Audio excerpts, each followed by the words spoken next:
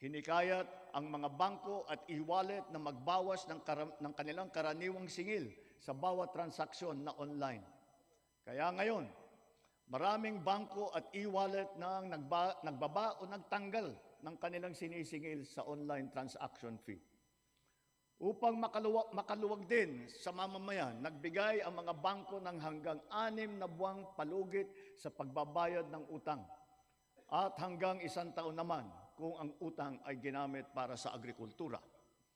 Ganito rin ang ginawa ng GSIS at SSS para sa mga utang ng mga miyembro nito, pati na ang NHMFC para sa mga umutang ng murang pabahay at ng Pag-ibig Fund para sa mga naapektuhan na OFW.